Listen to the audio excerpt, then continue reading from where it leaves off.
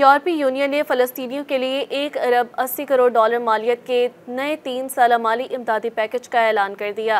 फ़रांसीसी खबर रसां इदारे AFP की रिपोर्ट के मुताबिक यूरोपीय यूनियन की जानिब से फ़लस्तीनियों के लिए ताज़ा इमदाद का ऐलान फ़लस्तीनी वज़ीर आज़म मोहम्मद मुस्तफ़ा और यूरोपीय यूनियन के वज़ीर ख़ारजा के दरमियान लक्समबर्ग में होने वाली मुलाकात से कबल किया गया। यूरोपीय यूनियन के ख़ारजा पॉलिसी के सरबराह काजा क्लास ने कहा कि वो फ़लस्तीनी अवाम की हिमायत में इजाफा कर रहे हैं।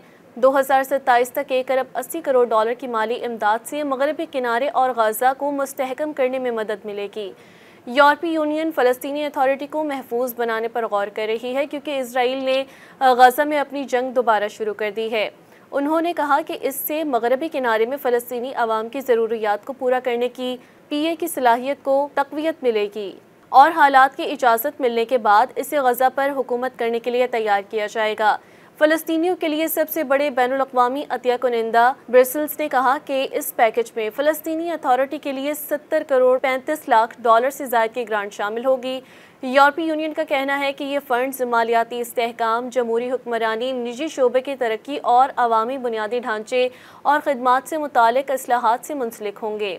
बकिया रकम गज़ा, मगरबी किनारे और मशरक़ी मकबूजा बैतुल मक़दस में मुआशी बहाली में मदद देने की मंसूबों के लिए 65 करोड़ 36 लाख डॉलर से ज़ायद की ग्रांट पर मुश्तमिल होगी।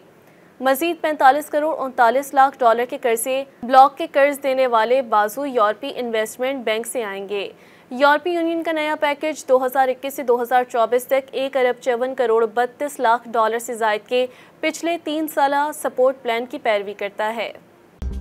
मज़ीद न्यूज़ अपडेट्स और डिजिटल स्टोरीज के लिए सब्सक्राइब करें डॉन न्यूज़ पाकिस्तान।